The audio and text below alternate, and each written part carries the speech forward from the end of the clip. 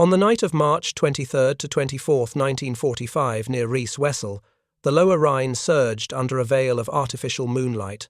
Searchlights cut through thick smoke screens, casting eerie beams across the water's surface. United States DUKWs, six-wheel amphibious trucks churned through the current at 6 miles per hour, ferrying ammunition, gasoline and rations to the forming bridgeheads on the eastern bank.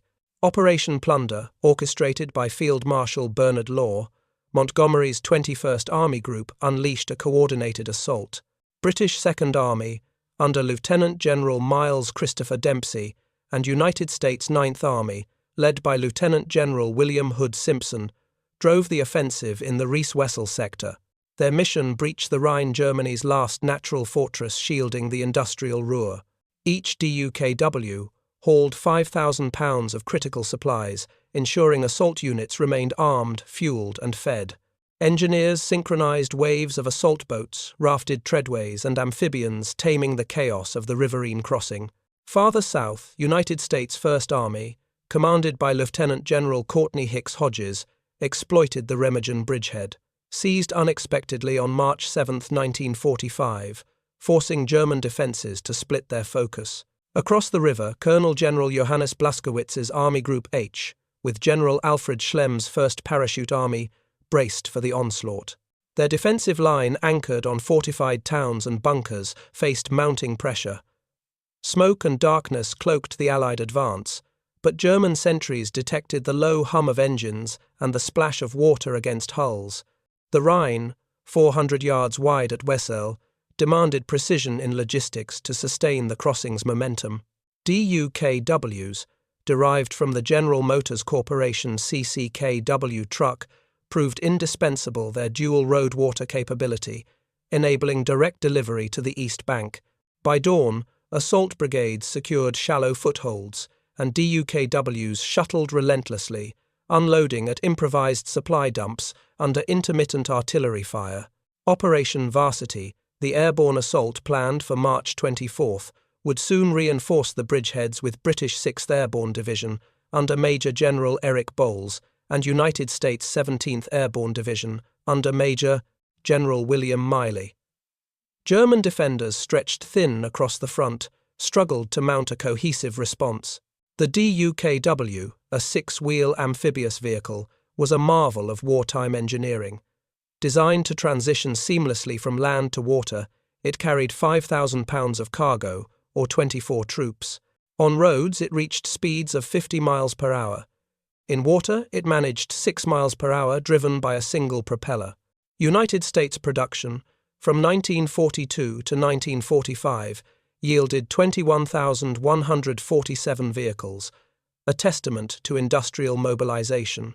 In the Wesel sector, 9th Army's crossing plan hinged on these amphibians to deliver Class V supplies, ammunition, Class 3 supplies, fuel rations and engineer stores directly to the east bank before fixed bridges could be established. Engineers integrated DUKWs with assault boats, pontoon ferries and landing craft, creating a flexible logistics chain. The constraint was time. Bridgeheads needed immediate sustainment to withstand counterattacks. As boats carried infantry across, DUKWs followed their shallow draft, navigating the Rhine's currents.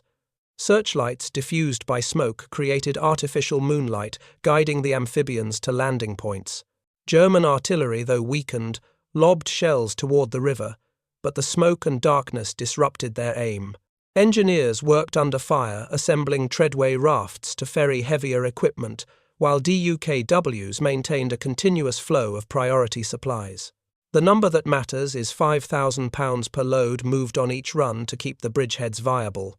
German sentries peering through the haze whispered, "Engines roar across the water, too many, too fast." The crossing's success rested on speed and volume.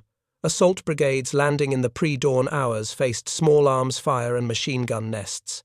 DUKWs unloading at forward dumps enabled infantry to press inland, securing road junctions.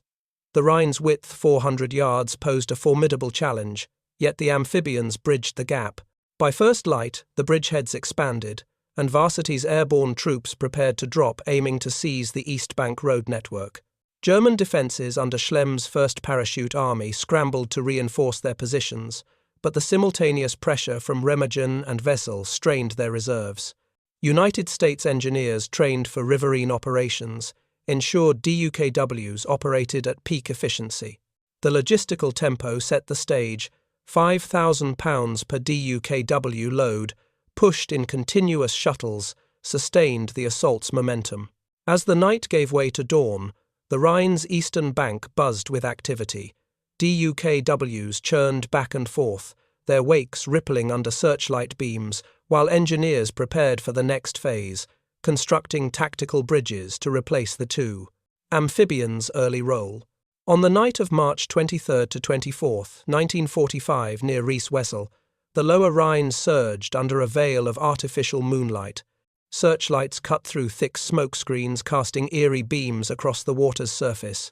United States DUKWs, six-wheel amphibious trucks, churned through the current at 6 miles per hour, ferrying ammunition, gasoline and rations to the forming bridgeheads on the eastern bank. Operation Plunder, orchestrated by Field Marshal Bernard Law, Montgomery's 21st Army Group, unleashed a coordinated assault. British Second Army under Lieutenant General Miles Christopher Dempsey and United States Ninth Army, led by Lieutenant General William Hood Simpson, drove the offensive in the Rees-Wesel sector. Their mission breached the Rhine, Germany's last natural fortress, shielding the industrial Ruhr. Each DUKW hauled 5,000 pounds of critical supplies, ensuring assault units remained armed, fueled and fed. Engineers synchronized waves of assault boats, rafted treadways, and amphibians, taming the chaos of the riverine crossing. Farther south, United States First Army, commanded by Lieutenant General Courtney Hicks Hodges, exploited the Remagen bridgehead, seized unexpectedly on March 7, 1945, forcing German defenses to split their focus. Across the river, Colonel General Johannes Blaskowitz's Army Group H, with General Alfred Schlemm's 1st Parachute Army, braced for the onslaught. Their defensive line, anchored on fortified towns and bunkers, faced mounting pressure. Smoke and darkness cloaked the Allied advance, but German sentries detected the low hum of engines and the splash of water against hulls. The Rhine, 400 yards wide at Wesel, demanded precision in logistics to sustain the crossing's momentum. DUKWs, derived from the General Motors Corporation CCKW drivetrain, proved indispensable, their dual road-water capability, enabling direct delivery to the east bank. By dawn, assault brigades secured shallow footholds, and DUKWs shuttled relentlessly, unloading at improvised supply dumps under intermittent artillery fire. Operation Varsity, the airborne assault planned for March 24, would soon reinforce the bridgeheads with British 6th Airborne Division under Major General Eric Bowles and United States 17th Airborne Division under Major General William Miley. German defenders, stretched thin across the front, struggled to mount a cohesive response. As dawn broke on March 24, 1945, the Rees-Wesel bridgeheads pulsed with activity. United States DUKWs churned across the Rhine, each hauling 5,000 pounds of ammunition, fuel and rations to supply dumps carved out under German fire. British Second Army and United States Ninth Army pressed inland, their infantry fanning out to secure road junctions. Operation Varsity unleashed its airborne hammer. British 6th Airborne Division and United States 17th Airborne Division dropped east of the river, seizing key terrain to protect the crossing exits. Parachutes bloomed against the morning sky, their descent met by sporadic anti-aircraft fire. On the ground, engineers wrestled with the river's current, assembling ponton ferries and treadway rafts to supplement the DUKWs. The amphibians, moving at 6 miles per hour in water, shuttled relentlessly, their propellers cutting through the Rhine's 400-yard width. German defences under General Alfred Schlemm's 1st Parachute Army scrambled to counter the airborne threat, but the simultaneous pressure from multiple bridgeheads fractured their response. Colonel General Johannes Blaskowitz, commanding Army Group H, faced a grim calculus. Reserves dwindled as Allied crossings multiplied. Farther south, United States First Army's Remagen bridgehead, held since March 7th, continued to draw German attention, thinning their northern line. The DUKWs, with their 5,000-pound payloads, bridged the critical early gap, delivering Class V and Class 3 supplies to keep assault units operational. The engineering effort was relentless. United States transportation units coordinated DUKWs with assault boats and ferries, ensuring a steady flow of materiel. Each DUKW, based on GMC components, proven in the CCKW family, transitioned seamlessly from river to muddy East Bank tracks, reaching speeds of 50 miles per hour on roads and about 6 miles per hour in water. Engineers faced the constraint of time. Bridgeheads needed rapid expansion to withstand counterattacks. By mid-morning, Varsity's airborne troops linked with ground forces, securing roads and hampering German reinforcements. Smoke screens lingered, shielding the river operations, but German artillery, though weakened, targeted the crossing points. Shells splashed near DUKW landing zones, yet the amphibians pressed on, unloading at forward dumps. The number that matters is £5,000 per trip, sustaining brigades under fire. Engineers, under constant pressure, began emplacing tactical bridges, treadways, and Bailey spans to handle heavier vehicles. German commanders cursed, "Allied trucks swim the Rhine, our lines cannot hold." The Rhine's eastern bank transformed into a logistical hub. DUKWs churned back and forth, their wakes merging with the river's flow under fading searchlight beams. Infantry pushed deeper, supported by artillery positioned on the west bank, firing across to soften German positions. The airborne drop, executed with precision, disrupted Schlemm's ability to mass forces. By late morning, Allied reports noted steady expansion of the bridgeheads as road networks were secured. The DUKW's role was pivotal. Their ability to deliver £5,000 per load directly to the East Bank reduced the immediate dependence on fixed crossings. Engineers worked feverishly, assembling ponton sections under fire, their tools clanging against steel in the haze. German counterattacks, though fierce, lacked coordination, their units fragmented by the speed of the Allied advance. The Remagen bridgehead, despite the collapse of the Ludendorff Bridge on March 17, continued to anchor pressure on the southern flank through additional crossings and ferries.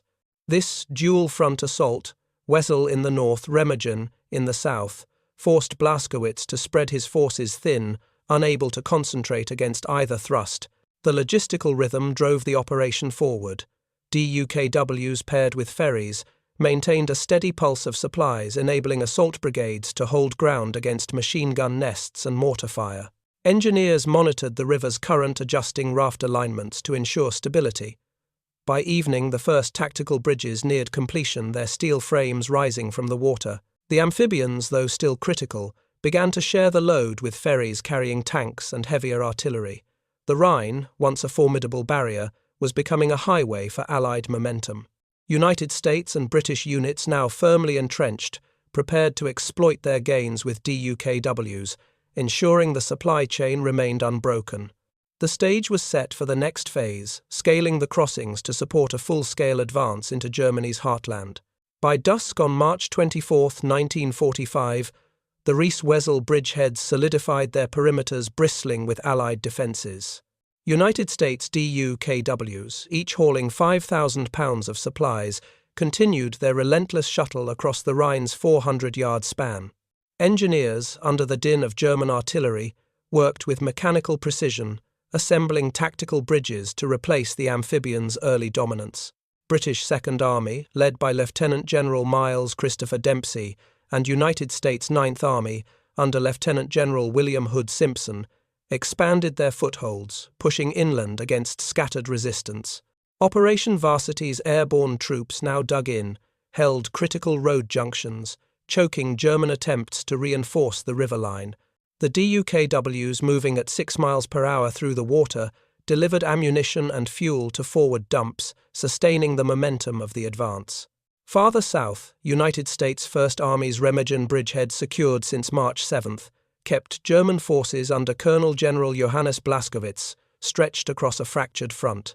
General Alfred Schlemm's First Parachute Army, battered by the speed of the Allied assault, struggled to organize a counterstroke.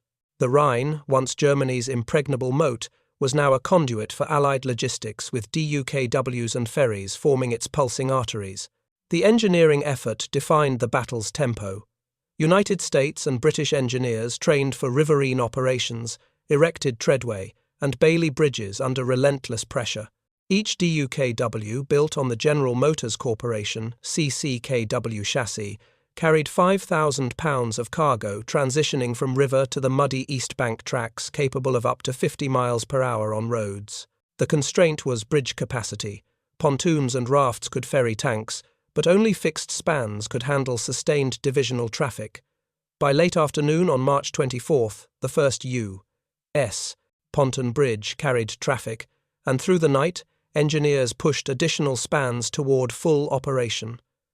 Engineers worked through the night, securing pontoon sections against the river's current. German snipers and artillery targeted the construction sites, but smoke screens and Allied counter-battery fire kept losses low. The DUKWs, vital in the first 24 hours, continued to deliver Class V and Class 3 supplies. German officers seethed. Their bridges rise too fast. Our guns cannot stop them. The bridgeheads, now 2 to 3 miles deep, buzzed with activity. Infantry, supported by artillery firing from the West Bank, repelled probing German counterattacks. DUKWs churned through the Rhine, their wakes merging with the ripples of landing craft and ferries. By March 25th, multiple bridges were operational, allowing tanks and heavy guns to cross. The amphibians, though still critical, began to shift to secondary roles, ferrying supplies to forward units as bridges took the primary load. United States Ninth Army reported thousands of troops and hundreds of vehicles crossing daily, with British Second Army matching the pace. The logistical chain, anchored by 5,000-pound DUKW loads, enabled rapid expansion. Engineers wielding torches and wrenches reinforced the bridges against the Rhine's current and German sabotage attempts. The Remagen bridgehead, now a sprawling lodgement, drew German reserves southward, easing pressure on the Wesel sector. Blaskowitz, unable to mass his forces, faced a collapsing defensive line. The transition from amphibians to bridges marked a tactical shift. DUKWs, with their 6-mile-per-hour water speed, had erased the early sustainment gap, but fixed crossings now scaled the operation. By March 26th, the bridges carried thousands of tons daily, supporting divisions pushing toward the Ruhr. Engineers monitored the structures, ensuring stability under the weight of armoured columns. The DUKWs, freed from primary supply duties, shuttled engineer stores and medical supplies, their versatility unmatched. German resistance, fragmented by the speed of the Allied advance, crumbled under the weight of coordinated ground and air operations. Varsity's airborne troops, now fully integrated with the bridgehead forces, disrupted German communications, sowing chaos.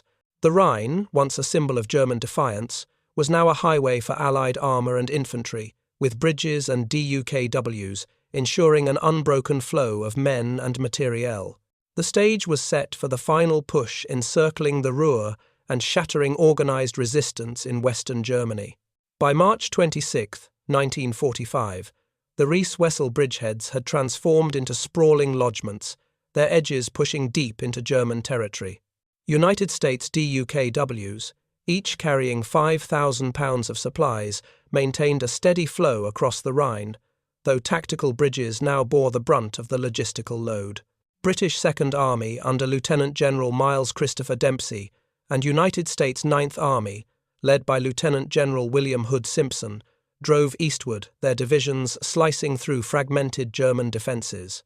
The Rhine, 400 yards wide at Wesel, no longer held as a barrier. Its banks bristled with Allied bridges and ferries.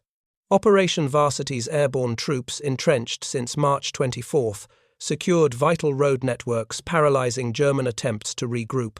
Farther south, United States First Army's Remagen bridgehead, expanded since March 7th, pinned down German reserves, leaving Colonel General Johannes Blaskowitz's Army Group H reeling.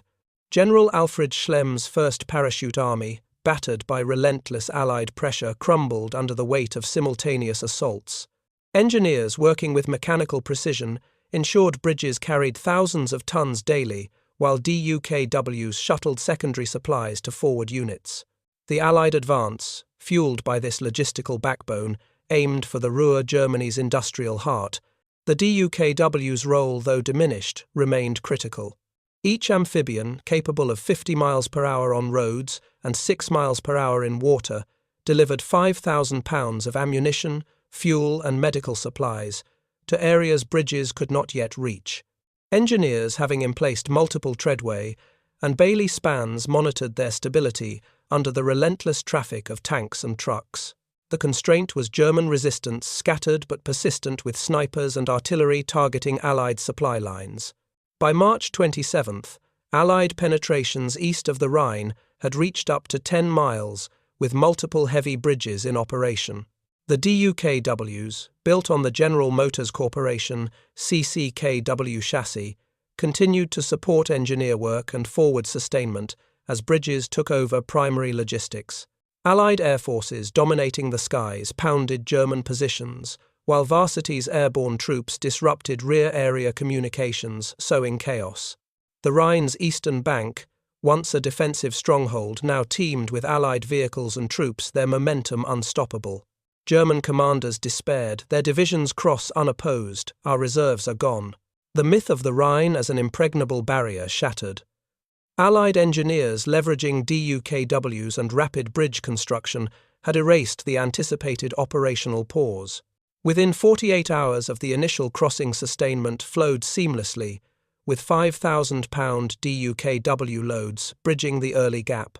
By March 28th, multiple bridges spanned the Rhine, each carrying thousands of troops and vehicles daily. United States and British divisions, now fully supplied, began encircling the Ruhr, targeting Germany's industrial core.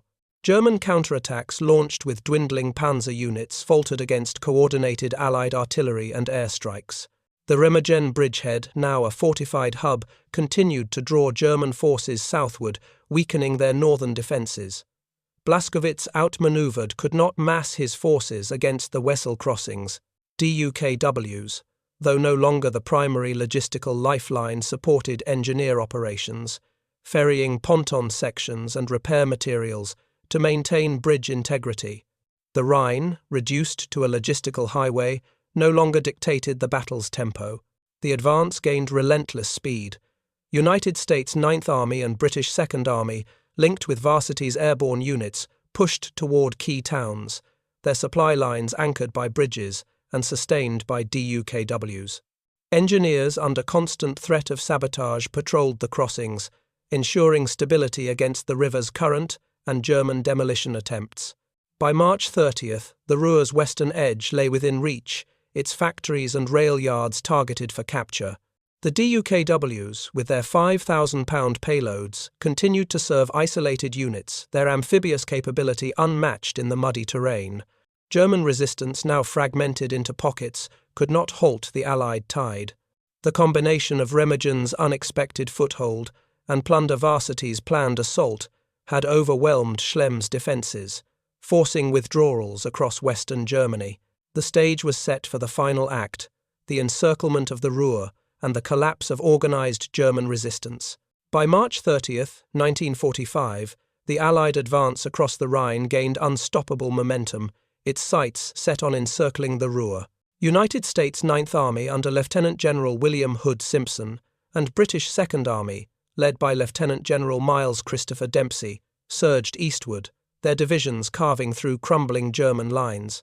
Multiple bridges now spanning the Rhine at Wesel carried thousands of tons of materiel daily, fueling the offensive. United States DUKWs, each hauling 5,000 pounds, shifted to secondary roles, ferrying supplies to forward units in terrain too rough for trucks.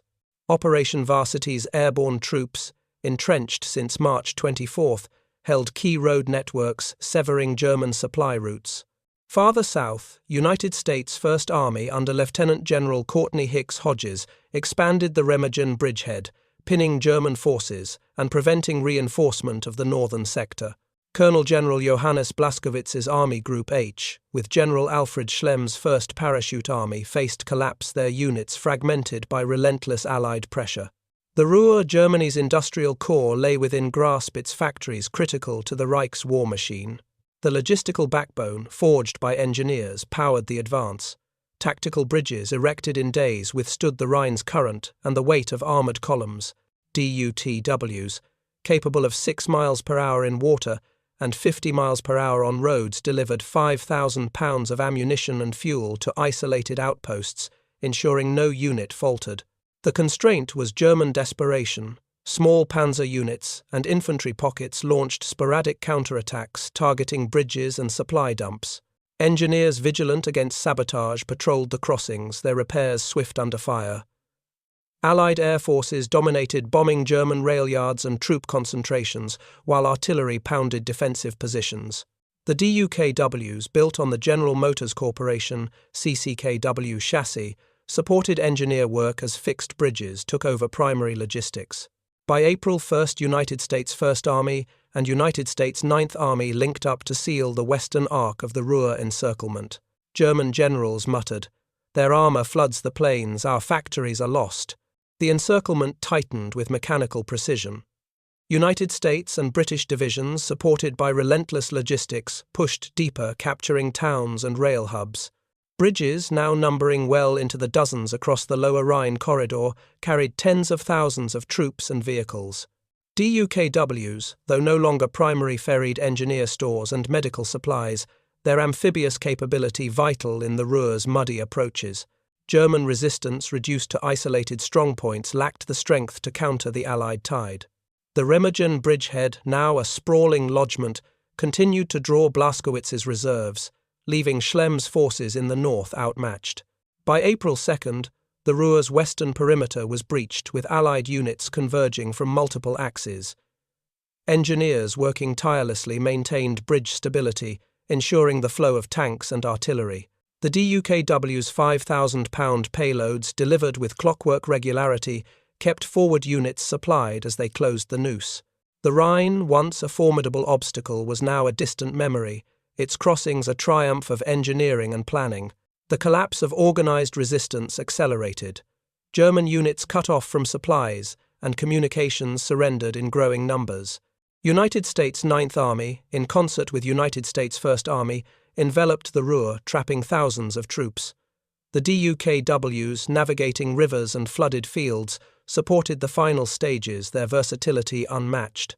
By April 5th, the encirclement was nearly complete, with Allied forces controlling key industrial sites. The logistical chain, anchored by bridges and sustained by DUKWs, enabled rapid exploitation of German weaknesses. Schlemm's First Parachute Army, once a formidable force, disintegrated under the weight of coordinated assaults. Blaskowitz, unable to regroup, faced the inevitable Western Germany lay open. The Rhine crossings from Remagen to Wesel had shattered the myth of an impregnable river line, paving the way for the war's final chapter. By April 6, 1945, the Ruhr's encirclement tightened its factories and rail yards under Allied control. United States Ninth Army, led by Lieutenant General William Hood Simpson, and British Second Army, under Lieutenant General Miles Christopher Dempsey, pressed their advantage, dismantling the last pockets of German resistance. The Rhine, 400 yards wide at Wesel, now lay far behind its bridges, carrying a relentless stream of troops and vehicles. United States DUKWs, each hauling 5,000 pounds, supported the advance ferrying supplies across smaller rivers and flooded terrain beyond the Rhine. Operation Varsity's airborne troops, integrated since March 24th, secured forward positions, disrupting German attempts to reform defensive lines. United States First Army, under Lieutenant General Courtney Hicks Hodges, continued its push from the Remagen bridgehead, converging with northern forces to trap the remnants of Army Group B under Field Marshal Walter Model. General Alfred Schlemm's First Parachute Army, reduced to scattered bands, could not stem the Allied tide. The DUKWs, moving at 6 miles per hour in water, ensured logistical continuity as the front shifted eastward. The engineering effort adapted to the new terrain. Beyond the Rhine, smaller rivers and canals crisscrossed western Germany, challenging supply lines. DUKWs, with their 50-mile-per-hour road speed, navigated muddy tracks and shallow streams, delivering 5,000 pounds of ammunition and fuel to advancing units. The constraint was distant supply lines stretched as divisions raced towards central Germany. Engineers, repurposing skills honed at Wesel, erected temporary spans over secondary waterways, supplementing the DUKW's amphibious role. By April 8, United States Ninth Army reported capturing tens of thousands of prisoners, with British Second Army securing key towns. The DUKWs, built on the General Motors Corporation CCKW chassis, continued to support engineer work and forward sustainment as fixed bridges took the primary load. Allied air forces unchallenged bombed retreating German columns while artillery softened resistance ahead of the ground advance. The logistical chain forged on the Rhine remained unbroken, its rhythm relentless. German remnants whispered, "Their trucks cross every stream, escape is impossible." The pursuit gained speed with Allied divisions exploiting German disarray. Bridges, now spanning multiple rivers, carried armoured columns while DUKWs supported flanking manoeuvres, their 5,000-pound payload sustaining rapid advances. By April 10th, the Ruhr pocket was firmly sealed. The mass surrender of more than 300,000 German troops would follow in mid-April.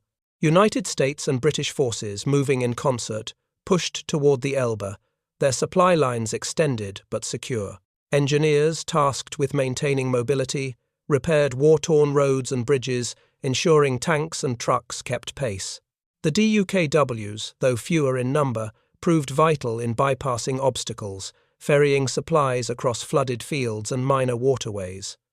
Blaskowitz, his command structure shattered, could not rally his forces. Schlemm's remaining units, cut off from supplies, disintegrated under relentless pressure. The Rhine crossings from Remagen to Wesel had unleashed a cascade with DUKWs and bridges enabling the Allies to overrun Western Germany. The advance reshaped the war's final days. United States Ninth Army and British Second Army, supported by seamless logistics, captured cities and infrastructure, dismantling Germany's ability to resist. DUKWs navigating terrain where bridges were impractical, delivered critical supplies, their versatility unmatched.